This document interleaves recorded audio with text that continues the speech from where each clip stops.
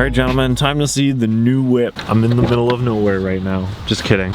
I'm starting to beat my public filming issues. I don't know how you would call it, the public anxiety of people watching me, but I realize I don't care anymore.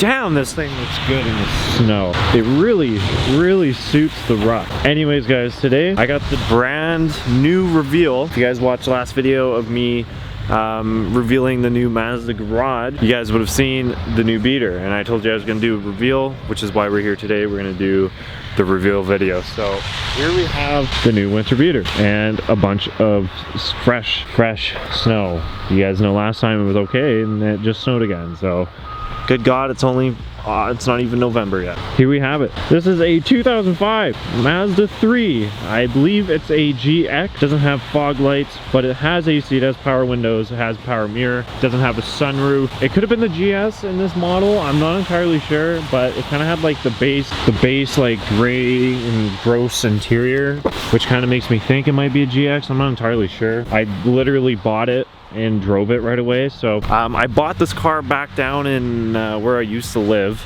and essentially I bought it and drove it for about 4 hours. So I bought this car from a guy that I actually knew from high school. It was on Craigslist for 1,400 bucks. I'm talking Canadian price now. 1,400 bucks, and I didn't realize who it was until I went there and I met the guy. I'm like, oh shit, I knew you from high school. But anyway, so I know the story behind this car, which is kind of good, and this is why I kind of trust it to how it is. Just people staring.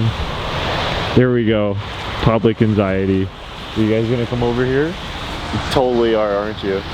Okay, and so I bought this car for 1,400 bucks, or for 1,200 bucks, and you guys can like clearly see why, okay? So it's mint, it's got 209,000 kilometers on it, and everything's good about it, pretty much except the godly amount of rust. So this car came from Ontario. I live in British Columbia. This car came from Ontario. Ontario, it snows a lot. You guys can see, like, literally, it looks like it's dripping like rust paint. There's rust right here, there's rust right here, and there's rust right here. Now, I didn't need this to be no fancy looking car. I only needed something to get around in the winter time here. Obviously, you guys can see it's snowing, and we're in the mountains. And where I used to live, down in Vancouver, it doesn't snow until like maybe December or January, maybe even February sometimes, and the snow is not even close to the amount of what they get up here. So I knew I needed a car. There was no way I was taking my gray Mazda 3 up here. There's no way I was driving the Miata and stuff like that, so I needed a winter car. We take a look in the interior here. Like I said, really clean. Like, this isn't even faded. You guys remember Squirt? That was faded. This is gross. This is old plastic. All the chrome came off of this. But like, it's really not bad at all. Like, it's a clean car. Obviously I moved, so it's a little dirty and there's snow and, you know, crap like that. But like, for 1,200 Canadian, it ain't bad. So, and then before I left Mazda where I was working, I don't work in Mazda anymore, I got some winter tires for it. They're 10-year-old winter tires, but they do the job. Even, I mean, take a look at the trunk. The trunk's clean, but you guys kind of take a look in here. You guys can see it's been like coated, so there is rust in here, which I'll have to take care of one day. I'm not sure if it's still leaked. I don't see any leaking in here, but all the pins are missing and stuff like that, which is okay.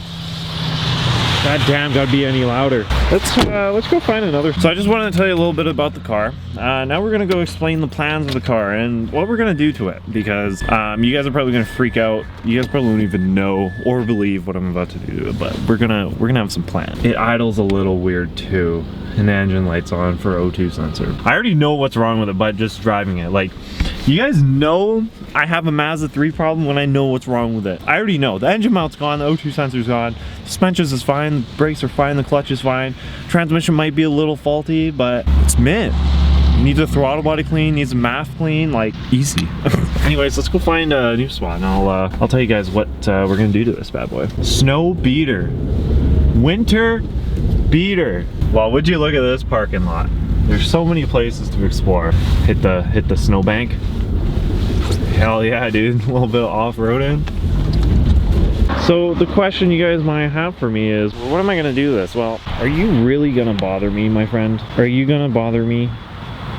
What? Seems like anywhere I park, I could be in, I don't know where, and people just, it's okay, whatever. So what do I have plans for this? Well, it's an ugly car, it's a stock car. The car's falling apart, but that's fine. This is a dedicated winter build. We're gonna off-road, well, we're not gonna off-road it, but we're gonna make it off-roadable. We're gonna make it tackle the snow. So obviously with Mazda 3s, you guys know I like to put coilovers on them, I like to lower them, I like to make them loud, I like to make them corner fast. But with this bad boy, I spent pennies on this, and I'm gonna be honest, I really thought about flipping it, but since it just snowed like my second day in already, I don't think I'm gonna really have time to sell this and then buy another car that quick. So I think we're gonna keep it. I mean, it's immaculate, it's got 209k, like that's barely anything with the 2 liters, and it's been fine with me so far. So here are the plans: raise it, tires, wide steelies, and fender flares. While we have more people walking by, I thought I'd show you my collection of maintenance records. So with the first gens, you can get strut spacers, spring spacers, and then rear shock spacers for like 200 bucks. So we're gonna do a spacer set, and we're gonna get this up about 2 inches stock height. I mean, it's already a nice height as is being stock, but we're gonna throw it up even more. There's a little bit of suggestions from some people that have done this before, like you can do Mazda 5 springs and suspension to kind of give it more of a height, but I think I'm fine with just doing the spacers. I don't want to be snapping axles if I do end up by doing spacers and the Mazda 5 suspension. I think the suspension is fine as is. As for the wheels go, once we do the suspension, this is going to be up and ugly. As for the wheels go, obviously I won't be doing no regular steely. I'll probably be doing like regular winter tires, but really thick, and probably putting a little bit of stretch on them just to give them that look. So I'll get like an off-road steely that, you know, sticks out quite a bit. I'd say maybe like probably right about there. I want to get a regular winter tire so this doesn't have like a problem driving. If I get like a thicker set, I don't want to burn out the clutch really fast because I need more goose and, you know, all that stuff. So I'm planning just a nice stretch winter tire, and we'll call it a day for that. And then obviously these are rusty as shit, and I'm not gonna get rid of all the rust. I think that adds to the whole build. So I'm gonna cut the fenders and then just do like a little bit of wheel arch and what kind of fender I have left, because I don't know if I'm really gonna be able to bolt anything on, and then maybe some big mud flap and so on and so forth. Other than that, we're gonna do like the basic things like I always do to the Mazda 3s. So we're gonna do LEDs. Maybe I won't do white LEDs, maybe I'll do like a 3200K set, like a really yellow. I really want this to be different. I don't want it to, you know, look fantastic, but I want it to be cool, and I want it to function as a perfect winter beater. Obviously I'm gonna try and keep it clean, but clearly I've driven 500 kilometers in this, and it's dirty as shit already, and I'm not willing to bring through any of my regular cars through this weather, especially the Miata or the Mazda 3. Which leaves me with a little bit of storage issues, because I have a shop, and as you guys know, I rented that garage, the Mazda garage. It's only a 2-car garage, and I have issues of getting in and out. So working on these cars, especially because I have 3 cars now, and the girlfriend's Mazda Speed is going to be sitting over there, it creates kind of an issue. Huck some drifts. Do it. Go!